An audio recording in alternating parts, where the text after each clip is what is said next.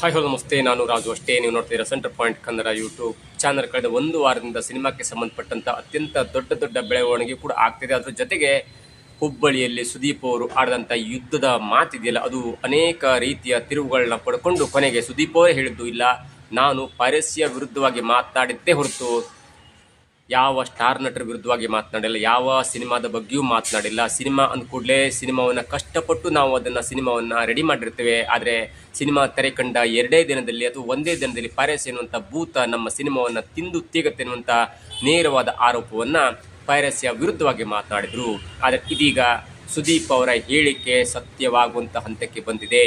ಗಂಡು ಮೆಟ್ಟಿದ ನಾಡದಂಥ ಹುಬ್ಬಳ್ಳಿಯಲ್ಲಿ ಸುದೀಪ್ ಅವರು ಎದೆ ತಟ್ಟಿ ಹೇಳಿದಂಥ ಯುದ್ಧಕ್ಕೆ ಸಿದ್ಧ, ಮಾತಿಗೆ ಬದ್ಧ ಎನ್ನುವಂಥ ಮಾತು ಇದೀಗ ಸತ್ಯವಾಗುವಂಥ ಎಲ್ಲ ಲಕ್ಷಣ ಕೂಡ ಕಂಡು ಬರ್ತಾ ಇದೆ. ಹಾಗಾದರೆ ಸುದೀಪ್ ಅವರು ಅಂದು ಹೇಳಿದ ಮಾತೇನು, ತೆಗೆದುಕೊಂಡ ತಿರುವುಗಳೇನು ಮತ್ತು ಇವತ್ತು 45 ಸಿನಿಮಾ ವಿಚಾರದಲ್ಲೂ ಕೂಡ ಅದು ಸತ್ಯವಾಗಿದ್ದು ಹೇಗೆ, ಇವೆಲ್ಲವನ್ನ ನೋಡೋಣ. ಅದಕ್ಕಿಂತ ಮೊದಲು ಇಲ್ಲಿ ತನಕ ನಮ್ಮ ಚಾನಲ್ನ ಸಬ್ಸ್ಕ್ರೈಬ್ ಮಾಡಿಲ್ಲ ಅಂದರೆ ಈಗಲೇ ಸಬ್ಸ್ಕ್ರೈಬ್ ಮಾಡಿ, ಜೊತೆಗೆ ಕಾಮೆಂಟ್ಗಳ ಮುಖಾಂತರ ತಮ್ಮ ಅಭಿಪ್ರಾಯವನ್ನು ತಿಳಿಸಬಹುದು. ಎಸ್ ವೀಕ್ಷಕರೇ, ಡಿಸೆಂಬರ್ 11ಕ್ಕೆ ದರ್ಶನ್ ಅಭಿನಯದ ಬಹು ನಿರೀಕ್ಷಿತ ಸಿನಿಮಾ ಡೆವಿಲ್ ತೆರೆಕೊಂಡು ಭರ್ಜರಿ ಓಪನಿಂಗ್ ಅನ್ನು ಪಡ್ಕೊಂಡು ಮತ್ತು ಈಗಲೂ ಕೂಡ ಅದರ ಓಟ ಮುಂದುವರೆದಿದೆ. ಜೊತೆಗೆ ಹಾಕಿದ ಹಣಕ್ಕೆ ಅಂದರೆ ಸಿನಿಮಾ ತಂಡ ಹಾಕಿದ ಸರಿಸುಮಾರು 40 ಕೋಟಿ ಹಣ ವಾಪಸ್ ಬರುತ್ತೆ ಅನ್ನುವಂಥ ಲೆಕ್ಕಾಚಾರ ಇದೀಗ ಪಕ್ಕವಾಗ್ತಿದೆ. ಅದಾದ ನಂತರ ಸುದೀಪ್ ಅವರ ಮಾರ್ಕ್ ಸಿನಿಮಾದ ಪ್ರಚಾರದಲ್ಲಿ ಸುದೀಪ್ ಅವರು ಹುಬ್ಬಳ್ಳಿಯಲ್ಲಿ ನಿಂತು ಆಡಿದಂಥ ಮಾತಿದೆಯಲ್ಲ, ಅಂದರೆ ಮಾತಿಗೆ ಬದ್ಧ, ಯುದ್ಧಕ್ಕೆ ಸಿದ್ಧ ಎನ್ನುವಂಥ ಮಾತು ಹೇಳಿದ್ದು ಅನೇಕ ರೀತಿಯ ತಿರುವುಗಳನ್ನ ಪಡ್ಕೊಳ್ತು. ಜೊತೆಗೆ ಅದು ನೇರವಾಗಿ ದರ್ಶನ್ ಮತ್ತು ದರ್ಶನ್ ಅವರ ಫ್ಯಾನ್ಸ್ಗೆ ಹೇಳಿದೆ ಎನ್ನುವಂಥ ತಿರುವುಗಳ ಪಡೆಕೊಂಡಿದ್ದ ನಂತರ ದರ್ಶನ್ ಅವರ ಪತ್ನಿಯಾದಂಥ ವಿಜಯಲಕ್ಷ್ಮಿಯವರು ಕೂಡ ಅದಕ್ಕೆ ತಿರುಗೇಟು ಎನ್ನುವಂತೆ ಅವರು ಒಂದು ಸ್ಟೇಟ್ಮೆಂಟನ್ನು ಕೊಡ್ತಾರೆ. ಯಾಕಂದರೆ ದರ್ಶನ್ ಅವರು ಕಷ್ಟದಲ್ಲಿದ್ದಾಗ ಬೆಂಗಳೂರಿನಲ್ಲಿ ಕೆಲವರು ಅಂದರೆ ದರ್ಶನ್ ಅವರು ಕಷ್ಟದಲ್ಲಿರುವಾಗ ಬೆಂಗಳೂರಿನಿಂದ ಹೊರಗೆ ಹೋಗಿ ಕೆಲವರು ಮಾತನಾಡ್ತಾರೆ. ಆದರೆ ದರ್ಶನ್ ಅವರು ಹೊರಗಡೆ ಇದ್ದಾಗ ಯಾರು ಕೂಡ ಬೆಂಗಳೂರಿನಲ್ಲಿ ಕಾಣಿಸ್ಕೊಳ್ಳಲ್ಲ ಎನ್ನುವಂಥ ಒಂದು ತಿರುಗೇಟನ್ನು ಕೊಟ್ಟಿದ್ರು ಮತ್ತು ಅದು ಕೂಡ ಸುದೀಪ್ ಅವರಿಗೆ ನೇರವಾಗಿ ಟಾಂಗ್ ಕೊಟ್ಟರು ಎನ್ನುವಂಥ ಸುದ್ದಿಗಳು ಕೂಡ ಮಾಧ್ಯಮದಲ್ಲಿ ಪ್ರಸಾರ ಆಯಿತು. ಅದಾದ ನಂತರ ಸುದೀಪ್ ಅವರ ಮೇಲೆ ಎಲ್ಲ ಆರೋಪಗಳು ಕೇಳಿ ಬಂದಾಗ ಸುದೀಪ್ ಅವರು ಒಂದು ಪ್ರೆಸ್ ಮೀಟ್ ಕತೆ ಹೇಳ್ತಾರೆ. ಇಲ್ಲ, ನಾನು ಯಾವ ನಟರಿಗೂ ಹೇಳಿಲ್ಲ, ನಾನು ಯಾವ ನಟಿಯರಿಗೂ ಹೇಳಿಲ್ಲ, ನಾನು ಯಾರ ವ್ಯಕ್ತಿತ್ವವನ್ನು ಕೂಡ ಹೇಳಿಲ್ಲ. ಆದರೆ ಸಿನಿಮಾ ಅಂದ ಕೂಡಲೇ ನಮ್ಮ ಪೈಲ್ವಾನ್ ಸಿನಿಮಾ ಕೂಡ ಹಾಗಾಗಿತ್ತು. ಪೈಲ್ವಾನ್ ಸಿನಿಮಾ ಒಳ್ಳೆಯ ಕಥೆಯನ್ನು ಇಟ್ಕೊಂಡು ಒಳ್ಳೆಯ ರನ್ನಿಂಗ್ನಲ್ಲಿರುವಾಗ ಪೈರಸಿ ಎನ್ನುವಂಥ ಭೂತ ನಮ್ಮ ಸಿನಿಮಾವನ್ನು ತಿಂದು ತೆಗಿತ್ತು. ಹಾಗಾಗಿ ಅದರ ವಿರುದ್ಧವಾಗಿ ನಾವು ಯುದ್ಧವನ್ನು ಮಾಡಬೇಕಾಗಿದೆ. ಅದರ ವಿರುದ್ಧವಾಗಿ ನಾವೆಲ್ಲರೂ ಕೂಡ ತೊಡೆ ತಟ್ಟಿ ನಿಲ್ಲಬೇಕಾಗಿದೆ. ಯಾರಾದರೂ ಸಿನಿಮಾ ಥಿಯೇಟರ್ನಲ್ಲಿ ಮೊಬೈಲಲ್ಲಿ ಶೂಟ್ ಮಾಡುವಾಗ ಯಾರಾದರೂ ಪೈರಸಿಯನ್ನು ಮಾಡುವಂಥ ಹಂತಕ್ಕೆ ಹೋದಾಗ ಅದನ್ನು ನಾವು ಅವರ ಕತ್ತು ಪಟ್ಟಿಯನ್ನು ಹಿಡಿದು ಪೊಲೀಸರಿಗೆ ಒಪ್ಪಿಸಬೇಕಾಗಿದೆ ಅನ್ನುವಂಥ ಒಂದು ಕ್ಲಾರಿಫಿಕೇಶನ್ ಕೊಟ್ಟರು. ಆದರೆ ಅನೇಕರು ಆಡಿದಂಥ ಮಾತಂದರೆ, ಹೌದು, ನೀವು ಪೈರಸಿ ಅನ್ನುವಂಥ ವಿಚಾರವನ್ನು ಮಾತಾಡಬೇಕಂದ್ರೆ ಯಾಕೆ ನೀವು ಅದನ್ನು ಉಲ್ಲೇಖ ಮಾಡಿಲ್ಲ? ನೀವು 6 ರಿಂದ 7 ನಿಮಿಷಗಳ ಕಾಲ ಸ್ಟೇಜ್ ಮೇಲೆ ಮಾತನಾಡುವಾಗ ಎಲ್ಲೂ ಕೂಡ ಒಂದೇ ಒಂದು ಶಬ್ದವನ್ನು ಮಾತನಾಡಿಲ್ಲ. ಅಂದರೆ ಪೈರಸಿ ಅನ್ನುವಂಥ ಒಂದು ಶಬ್ದವನ್ನು ಮಾತಾಡಿದರೆ ಅದು ಆ ಹಂತಕ್ಕೆ ಹೋಗ್ತಿರಲಿಲ್ಲ ಮತ್ತು ಯಾರ ಮೇಲೂ ಟಾರ್ಗೆಟ್ ಕಾಂಟ್ರವರ್ಸಿ ಆಗ್ತಿರಲಿಲ್ಲ. ಯಾಕೆ ನೀವು ಅದನ್ನು ಹೇಳಿಲ್ಲ ಅನ್ನುವಂಥ ಮಾತು ಹೇಳಿದಾಗ ಕೂಡ ಅರ್ಥ ಆಗುವವರಿಗೆ ಅದು ಅರ್ಥ ಆಗುತ್ತೆ ಅನ್ನುವಂಥ ಮಾತನ್ನು ಹೇಳಿ ಎಲ್ಲ ಕಾಂಟ್ರವರ್ಸಿಗೂ ಕೂಡ ಫುಲ್ ಸ್ಟಾಪ್ ಇಟ್ಟರು. ಮತ್ತು ದರ್ಶನ್ ಮತ್ತು ಸುದೀಪ್ ಅವರ ಅಭಿಮಾನಿಯೊಬ್ಬರು ದರ್ಶನ್ ಬಗ್ಗೆ ನಿಮ್ಮ ಅಭಿಪ್ರಾಯ ಹೇಳಿ ಎನ್ನುವಂಥ ಮಾತನ್ನು ಹೇಳಿದಾಗ ಸುದೀಪ್ ಅವರು ಟ್ವೀಟ್ ಮಾಡಿ ಆಲ್ ದಿ ಬೆಸ್ಟ್ ದರ್ಶನ್ ಎನ್ನುವಂಥ ಪೋಸ್ಟ್ ಕೂಡ ಮಾಡಿ ಎಲ್ಲಕ್ಕೂ ಕೂಡ ತೆರೆ ಎಳೆಯುವಂಥ ಪ್ರಯತ್ನ ಮಾಡಿದ್ರು. ಅದರ ನಂತರ ನಿನ್ನೆ ಅಂದರೆ ಡಿಸೆಂಬರ್ 25 ಕ್ರಿಸ್ಮಸ್ ಹಬ್ಬದ ದಿನದಂದು ಕರ್ನಾಟಕದ 2 ಬಹು ನಿರೀಕ್ಷಿತ ಸಿನಿಮಾಗಳಾದಂಥ ಮಾರ್ಕ್ ಸಂತೋಷ್ ಥಿಯೇಟರ್ನಲ್ಲಿ ತೆರೆ ಕಂಡ್ರೆ, ಪಕ್ಕದಲ್ಲಿರುವಂಥ ತ್ರಿವೇಣಿ ಟಾಕೀಸಲ್ಲಿ ಉಪೇಂದ್ರ, ಶಿವರಾಜ್ ಕುಮಾರ್ ಮತ್ತು ರಾಜ್ ಬಿ ಶೆಟ್ಟಿ ಅಭಿನಯದ 45 ಸಿನಿಮಾ ಕೂಡ ಅದ್ದೂರಿಯಾಗಿ ಓಪನಿಂಗ್ ಅನ್ನು ಪಡ್ಕೊತು ಮತ್ತು ಸರಿಸುಮಾರು ಮೊದಲನೇ ದಿನ 2 ಸಿನಿಮಾಗಳು ಕೂಡ 8 ರಿಂದ 9 ಕೋಟಿ ಹಣ ಗಳಿಸಿದೆ ಅನ್ನುವಂಥ ಲೆಕ್ಕಾಚಾರ ಇದೀಗ ಸಿನಿ ಪಂಡಿತರು ಅಥವಾ ಈ ಗಾಂಧಿನಗರದ ಪಂಡಿತರು ಲೆಕ್ಕಾಚಾರವನ್ನು ಹಾಕ್ತಿದ್ದಾರೆ. ಅಷ್ಟರ ಮಟ್ಟಿಗೆ 2 ಸಿನಿಮಾಗಳು ಕೂಡ ದೊಡ್ಡ ಓಪನಿಂಗ್ ಅನ್ನು ಪಡ್ಕೊಂಡಿದೆ. ಒಂದು ಲೆಕ್ಕಾಚಾರ ಪ್ರಕಾರ 45 ಸಿನಿಮಾ ಕೂಡ ಒಂದು ಹಂತಕ್ಕೆ ಮೇಲೋಗಿ ಸರಿಸುಮಾರು 10 ಕೋಟಿ ಹಣವನ್ನು ಬಾಯಿಸಿದೆ ಅನ್ನೋದು ಕೂಡ ಅನೇಕರು ಸಿನಿ ಪಂಡಿತರು ಮತ್ತು ನಿರ್ಮಾಪಕರ ವಲಯದಿಂದ ಕೇಳಿ ಬರ್ತಾಯಿದೆ. ಅಷ್ಟರ ಮಟ್ಟಿಗೆ 2 ಸಿನಿಮಾ ಕೂಡ ತಾನ್ ಮುಂದು ಎನ್ನುವಂಥ ರೀತಿಯಲ್ಲಿ ಸಿನಿ ಪ್ರೇಕ್ಷಕರನ್ನ ಸೆಳೀತಾ ಇದೆ. ಇದರ ಮಧ್ಯೆ ಇದೀಗ ಇವತ್ತು 45 ಸಿನಿಮಾದ ನಿರ್ಮಾಪಕರಾದಂಥ ಮತ್ತು ಕೋಟಿ ಹಣವನ್ನು ಸುರಿದಿರುವಂಥ ಸರಿಸುಮಾರು 100 ಕೋಟಿ ಹಣವನ್ನು ಸುರಿದಿರುವಂಥ ನಿರ್ಮಾಪಕರಾದಂಥ ಅಂದರೆ 45 ಸಿನಿಮಾದ ನಿರ್ಮಾಪಕರಾದಂಥ ಮಹೇಶ್ ರೆಡ್ಡಿ ಅವರು ಕೂಡ ತಮ್ಮ ಬೇಸರವನ್ನು ವ್ಯಕ್ತಪಡಿಸಿ ಒಂದು ಪ್ರೆಸ್ ಮೀಟ್ ಕರೆದು ಅತ್ಯಂತ ಸುದೀರ್ಘವಾದಂಥ ಒಂದು ಮಾತನ್ನು ಹೇಳಿದ್ದಾರೆ. ಅದೇನೆಂದರೆ, ನಿನ್ನೆ ಅದ್ದೂರಿಯಾಗಿ 45 ಸಿನಿಮಾ ತೆರೆ ಕತ್ತು ಮತ್ತು ಕರ್ನಾಟಕದಾದ್ಯಂತ 600 ರಿಂದ 700 ಥಿಯೇಟರ್ಗಳು ಕೂಡ ಫುಲ್ ಹೌಸ್ ಆಗಿದ್ದು ಮತ್ತು ಅನೇಕರು ಒಳ್ಳೆಯ ಅಭಿಪ್ರಾಯವನ್ನು ವ್ಯಕ್ತಪಡಿಸಿದ್ರು. ಗರುಡ ಪುರಾಣದ ಒಂದು ಕಥೆಯನ್ನು ಇಟ್ಕೊಂಡು ಈಗಿನ ಕಾಲಕ್ಕೆ ಮರ್ಜ್ ಆಗುವಂತೆ ಈಗಿನ ಕಾಲದ ನಟರನ್ನು ಇಟ್ಕೊಂಡು ಅದರ ಶಿವಣ್ಣ, ಉಪೇಂದ್ರ ಮತ್ತು ರಾಜ್ ಬಿ ಶೆಟ್ಟಿ ಅನ್ನುವಂಥ ಒಬ್ಬ ಬೇರೆ ಥರದ ನಟರನ್ನು ಇಟ್ಕೊಂಡು ಅವರನ್ನು ಬ್ಲೆಂಡ್ ಮಾಡಿ ಹಳೆ ಕಾಲ ಮತ್ತು ಹೊಸ ಕಾಲ ಎಲ್ಲವನ್ನು ಸೇರಿಸಿ ಒಂದು ಸಿನಿಮಾ ಮಾಡಿದ್ದದ್ದು ಅನೇಕರ ಬೆಚ್ಚುಗೆ ಕಾರಣವಾಗಿದ್ದರೂ ಮಹಿಳಾ ಪ್ರೇಕ್ಷಕರು ಫೋನ್ ಮಾಡಿ ಒಳ್ಳೆಯ ಸಿನಿಮಾ ತೆಗೆದಕ್ಕೆ ಧನ್ಯವಾದಗಳು ನಿಮಗೆ ಎನ್ನುವಂಥ ಮಾತನ್ನು ಕೂಡ ಹೇಳಿದ್ರು ಎನ್ನುವಂಥ ಮಾತನ್ನು ನಿರ್ಮಾಪಕರಾದಂಥ ಮಹೇಶ್ ರೆಡ್ಡಿ ಅವರು ಹೇಳಿದರು. ಜೊತೆಗೆ ಅವರಿಗೆ ಬೇಸರ ತರಿಸಿದಂಥ ಸಂಗತಿ ಮತ್ತು ಇವತ್ತು ಪ್ರೆಸ್ ಮೀಟ್ ಮಾಡಲಿಕ್ಕೆ ಕಾರಣವನ್ನು ಹೇಳ್ತಾರೆ ಅವರು.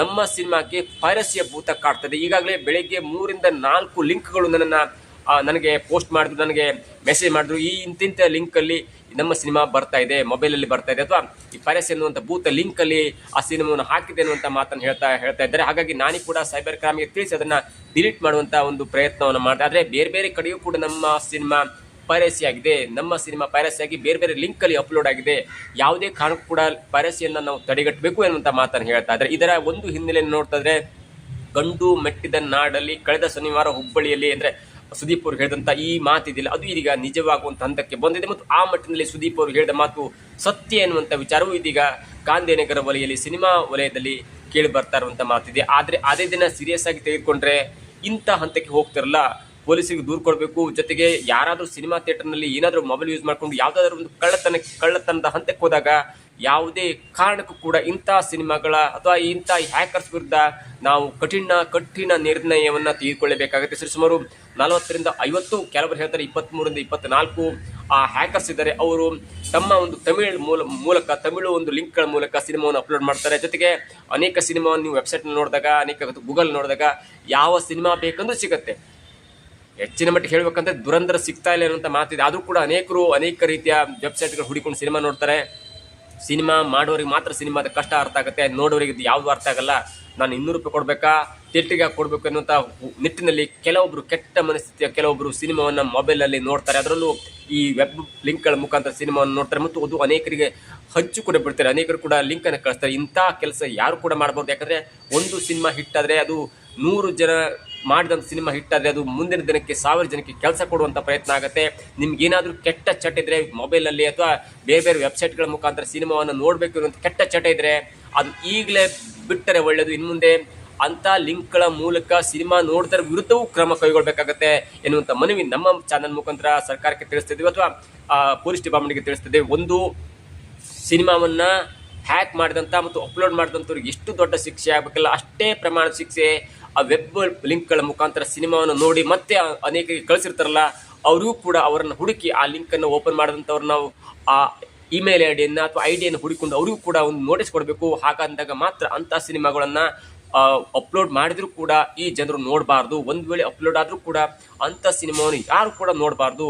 ಕೇವಲ 50 ರೂಪಾಯಿ ಉಳಿಯುತ್ತೆ, 100 ರೂಪಾಯಿ ಉಳಿಯುತ್ತೆ, ನನ್ನ ಟೈಮ್ ಉಳಿಯುತ್ತೆ ಅನ್ನುವಂಥ ಕಾರಣಕ್ಕಾಗಿ ಇಂಥ ವೆಬ್ಸೈಟ್ನಲ್ಲಿ ಅಪ್ಲೋಡ್ ಆದ ಸಿನಿಮಾಗಳನ್ನ ಯಾರಾದರೂ ಜನ ನೋಡಿದ್ರೆ ಅವರು ಕೂಡ ಒಂದು ಮಟ್ಟಿನ ಶಿಕ್ಷೆ ಆಗಲೇಬೇಕಾಗತ್ತೆ. ಇಲ್ಲಾಂದರೆ ಸಿನಿಮಾ ಕಾರ್ಮಿಕರು, ಸಿನಿಮಾ ವಲಯ ಮುಳುಗುವುದರಲ್ಲಿ ಯಾವುದೇ ಸಂದೇಹ 100 ಕೋಟಿ ವೆಚ್ಚದಲ್ಲಿ ನಿರ್ಮಾಣವಾದಂಥ 3 ವರ್ಷಗಳಿಂದ ಕಷ್ಟಪಟ್ಟು ಕನಸು ಕಂಡು ಸಿನಿಮಾ ಮಾಡಿದಂಥ ಅರ್ಜುನ್ ಜನ್ಯ ಆಗಿರ್ಬೋದು, 100 ಕೋಟಿ ಹಣ ಹಾಕಿದಂಥ ನಿರ್ಮಾಪಕರಾಗಿರ್ಬೋದು, ಅಥವಾ ಕಷ್ಟ ಕಾಲದಲ್ಲಿ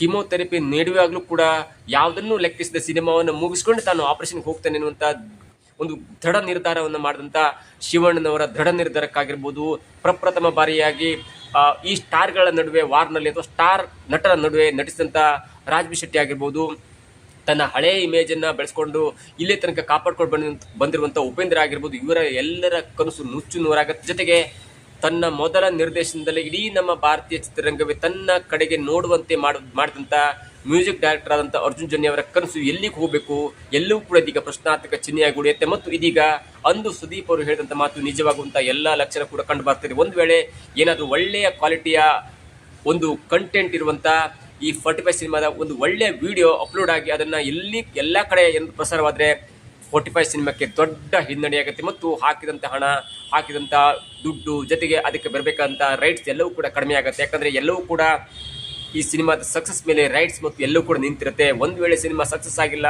ಅಥವಾ ಬೇರೆ ಬೇರೆ ಹ್ಯಾಕರ್ಸ್ಗಳು ಆ ಸಿನಿಮಾವನ್ನು ಲಿಂಕನ್ನು ಅಪ್ಲೋಡ್ ಮಾಡಿ ಏನಾದರೂ ಸಿನಿಮಾ ಗಳಿಕೆಯಲ್ಲಿ ತೊಂದರೆ ಆಯ್ತಂದರೆ ಸಿನಿಮಾ ಗಳಿಕೆ ತೊಂದರೆ ಆಗುತ್ತೆ, ಸಿನಿಮಾ ಪ್ರಚಾರಕ್ಕೆ ತೊಂದರೆ ಆಗುತ್ತೆ. ಮತ್ತು ಡಿಜಿಟಲ್ ರೈಟ್ಸ್ ಮತ್ತು ಬೇರೆ ಬೇರೆ ರೈಟ್ಸ್ ಕೂಡ ಸಿನಿಮಾದಲ್ಲಿ ತುಂಬ ಹೊಡೆತ ಬೀಳುತ್ತೆ. ಈ ಹಿಂದೆ ಆದಂಥ ಪೈಲ್ವಾನ್ ಸಿನಿಮಾ ಎಷ್ಟು ಮಟ್ಟಿನ ದೊಡ್ಡ ಸಕ್ಸಸ್ ಆಯ್ತಂದರೆ 8-9 ದಿನಗಳ ಕಾಲ ಅತ್ಯಂತ ಭರ್ಜರಿಯಾಗಿ ಓಡ್ತು. ಆದರೆ ಒಂದೇ ದಿನದಲ್ಲಿ ಮಕಾಡೆ ಮಲಗಿಬಿಡ್ತು. ಯಾಕಂದರೆ ಎಲ್ಲ ಮೊಬೈಲಲ್ಲೂ HD ಕ್ವಾಲಿಟಿ ಇಲ್ಲಿರುವಂಥ ಒಂದು file 1 cinema with audio video clear ಆಗಿರುವಂಥ ಆಡಿಯೋ ವಿಡಿಯೋ ಸಿನಿಮಾ ಅದು ಸಿಕ್ಕಾಗ ಯಾರೂ ಕೂಡ ಥಿಯೇಟರ್ಗಳೇ ಮುಖ ಮಾಡಿಲ್ಲ.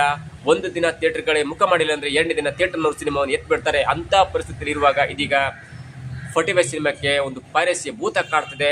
ಸುದೀಪ್ ಅವರು ಹೇಳಿದಾಗೆ ಅದು ಆಯಾಮ ಏನೇನೇ ತೆಗೆದುಕೊಂಡ್ರು ಕೂಡ ಸುದೀಪ್ ಅವರು ಅಂದು ಹೇಳಿದ ಮಾತು ಇಂದಿಗೆ ಅದು ನಿಜವಾಗುವಂಥ ಹತ್ತಿಕ್ಕೆ ಹೋಗಿದೆ. ಮತ್ತು ಎಲ್ಲ ಸಿನಿಮಾ ತಂಡದವರು ಸಿನಿಮಾ ಮೆಚ್ಚುಗೆ ವ್ಯಕ್ತಪಡಿಸುವಂಥವರು ಅಥವಾ ಒಬ್ಬ ನಾಗರಿಕನಾಗಿ ಈ ಪೈರಸಿ ಭೂತವನ್ನು ತಡೆಯಲ್ಲಿ ಹಿಡಿಯಲೇಬೇಕಾಗುತ್ತೆ. ಮತ್ತು ಎಲ್ಲಿ ಯುಎಫ್ ಆಗಿರ್ಬೋದು ಅದು ಬೇರೆ ಬೇರೆ ಕಡೆ ಅದನ್ನು ಸಿನಿಮಾ ಅಪ್ಲೋಡ್ ಆಗುವಾಗ ಅಲ್ಲೂ ಕೂಡ ಸುರಕ್ಷತೆಯ ಕ್ರಮದಿಂದ ಅದನ್ನು ನಾವು ತಡೆ ಹಿಡಿದ್ರೆ ಇನ್ನು ಮುಂದೆ ಇಂಥ ಕೆಟ್ಟ ಪ್ರಕರಣಗಳಾಗಲ್ಲ.